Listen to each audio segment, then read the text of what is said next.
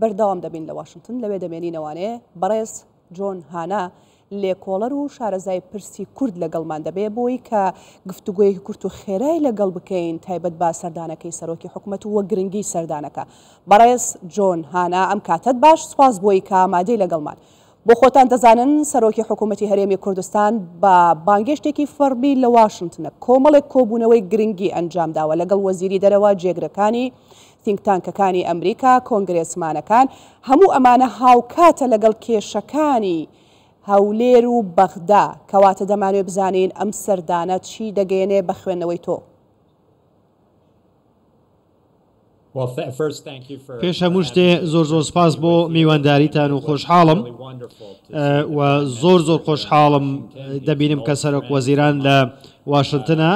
دۆستێکی دێرینی منە. 8 دانە ساڵ ئێمە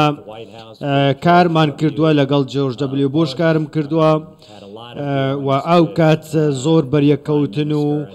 زۆر جار سەرۆک وەزیرانم بینیوە ئەو کات لەگەڵ باوکی سەرۆک مەسعود بارزانی و کورد هەموو کات هاوپەیمانێکی ئازا قارەمان متمانە پێکراوی ئەمریکا بوون و لە قۆناغە زۆر سەختەکانە لە 30 ساڵی ڕابردوو ئێمە پێکەوە شان بە شانی پێکەوە شەڕمان کرد و قوربانیمان داوە، بەڵام سەرکەوتوو بووین، هەموو کات زەحمەتیمان بینیوە، بەڵام ئێستا دەبینین کە هەرێمێکی کوردستانی زۆر جوان و دیموکرات دروست بووە، بەڵام ئێستا لەلایەن عێراقی فدراڵەوە لە ژێر هەڕەشەدایە. ئەم هەرێمەی کە ئەمریکا هاوکار لە دروستکردنا عێراق هەڕەشەی لێ دەکا. بۆیە هیوادارم کە سەرۆک وەزیران و خۆشحاڵیشم کە لێرە پەیامێکی زۆر باشی هەڵگرتووە لەگەڵ خۆی و شاندەکەی و هیوادارم ئەو ئەڵارمە ئەو هۆشداریە بداتە کۆشکی سپی وەزارەتی دەرەوە سیناتۆرەکان و کۆنگرێس بەگشتی بۆی کە بزانن کە چ بژارێک لە بەغداوە لەسەر هەرێمی کوردستانە و لە ڕێگەی ئێرانەوە کە لە ڕێگەی بەغدا و کشارەکانی دەخاتە سەر هەرێمی کوردستان و ئەوەی کە لە هەرێمی کوردستان هەیە بەڕاستی ئەم هەرێمێکی فێدراڵ و دیموکراتە زۆر سەرکەوتوو بووە و بۆیە زۆر گرنگە بۆ سەرۆک وەزیران کە بێتە ئێرە و بە بیریان بێنێتەوە کە چیمان پێکەوە کردووە و چۆن توانیمانە بگەینە ئێرە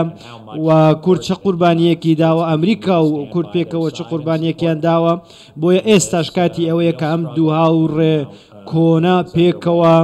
ئەم قۆناغە سەختەش تێپەڕێنن، ئەو قۆناغی کە ئێران و لە ڕێگەی بەغداوە بۆی دروست بووە. بەڕێسانە لە ناوچێکی پڕ لە کێشە و ئالۆزی کە بەرژەوەندیەکانی ئەمریکاش ئێستا کەوتووەتە مەترسیەوە بۆ خۆتان ئاگادارن. لێرە هەرێمێک هەیە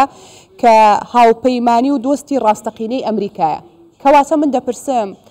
پێتان وایە هاوکاری و پاڵپشتیەکانی ئەمریکا بەم شێوەیە ئێستا بەسا و یاخود دەبێت فۆرمی هاوکاری و پاڵپشتیەکانی گۆڕانکاری بەسەردا بێ؟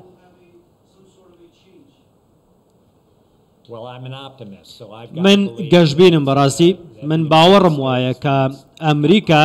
کاتێک کە زانیاری تەواوی پێگەیشت و ڕافەیەکی وردی کرد لەوەی کە چی ڕوەدا لە بەغدا و کێ لە پشت بەغداوەیە کە ئەگە زانی ئێرانە دژمنە سەرسەختەکەی پرۆژەمەکەی تاران لە پشت بەغداوەیە لەگەڵ میلیشیاکانی لە عێراق و سووریا ئامانن ئەیانەوێ هێرش بکەنە سەر هێزەکانی ئەمریکا و دەیانەوێت کە ئەمریکا لە ڕۆژهەڵاتی ناوەڕاست بکەنە دەرەوە و ئەو کات کە ئەمریکا بە تەواوی تێگەیشت کە دۆستە ڕاستەقینەکەی لە ڕۆژهەڵاتی ناوەڕاست لە عێراق دۆستەکانی کوردەکان و خەڵکی کوردستان هەرێمی کوردستان بەگشتی لە عێراق کەوتونەتە بەر هەڕەشە و بەدڵنیاییەوە ئەمریکا دۆستی دەبێت پێویستی بە دۆستەکانێتی دەبێت لەگەڵیان بمێنێتەوە و لە بەرامبەر دژی ئەو دژمنە و نەیارانە هاوبەشانەی کە هەمانە لە ناوچەکە تەنها هاوکاریان ئەمریکا ئەمەی بۆ پشت ڕاست بۆوە ئەبەی کە تۆ باسی دەکەی کە ئەمەی بۆ پشت ڕاست بۆوانێ کێ کە دژایەتی هەرێمی کوردستان دەکات ئەو کات ئەمریکا دەتوانێت چی بۆ هەرێمی کوردستان بکات؟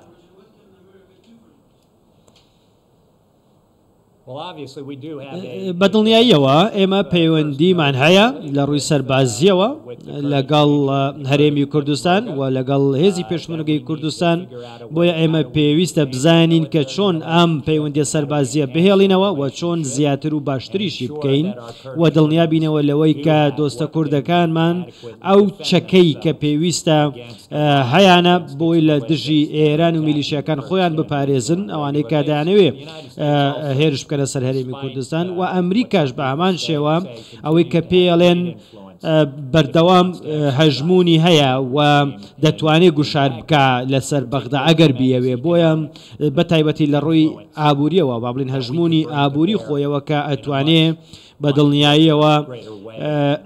بەکاری بهێنێ بۆیە من پێم وایە دەبێ ئەمەش بەکار بهێنین بمبورە بۆی کە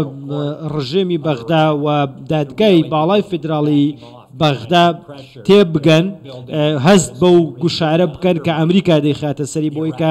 بگەڕێنەوە لەوەی کە چیتر پێشێلی فیدرالیزم و دیموکراسی و دەستوری هەمووشەیی عێراق بکەن.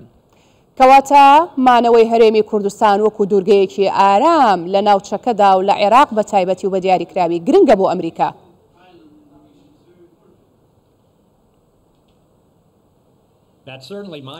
بەدڵنیاییەوە ئەمە تێڕوانینی منە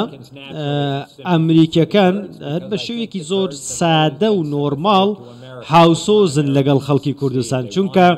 دەزانن کە کورد چەندە هاوکاری ئەمریکای کردووە و چەندە قوربانی داوە و چەندە دۆستایەتی ئەمریکایان پێ خۆشە و لەو سیستەمەی کە هەیە دەیانەوێت کە کورد ئازاد بن کورد خۆشگوزەران بن بۆیە بەڕاستی ئەوەی کە هەیە سیاسەتی ئەمریکادا ئێمە ناتوانین هیچ شتێک بە تەنیا بکەین ئێمە دەبێت دۆستمان هەبێ دۆستی باشمان هەبێ وەکو کورد قارەمان ئازا قوربانی دەر متمانە پێکرا و بەوەفا کە لە هەموو دۆخێکتا لەگەڵ تا دەمێنێتەوە بۆیە بێژگەلەوە ئێمە بەرژەوەندی دیکەمان هەیە وەکو ئەمریکا لە هەرێمی کوردستان ئەگەر سەیری دۆخەکە بکەی سەیری غەزا سەیری چین کە لەو لاوە چاوەڕێیەکە رووسیا لەو لاوە چاوەڕێیەکە بۆیە زۆر گرنگە کە ئێمە لەگەڵ کوردمێنینەوە و هاتنی سەرۆک وەزیران بارزانی بۆ واشنگتن بۆ گەیاندنی ئەم پەیامانە ئەم نیگەرانیان ڕووکردنەوەی دۆخەکە وەکو خۆی بۆی کە بە کۆشکی سپی و کۆنگرێز بڵێ کە چی ڕوئەدا لە عێراق و بەرژەوەندەکانی ئەمریکا و کوردستان بەرەوکوێ چن و چۆن ئەو عێراقە فێدراڵی کە دروستمان کرد بەرەو ئەوە چێت کە لە لێواری لە ناوچوونایە بۆیە ئەمە بەدڵنیاییەوە ئەمریکاش دەیەوێت بزانێت چی ڕوەدا و دەیەوێت بزانێت چی بکە. بەڕێز جۆن هانا لێکۆڵەر و شارەزای پرسی کورد لە واشنگتنەوە سوپاس بۆ شرۆڤەکانە.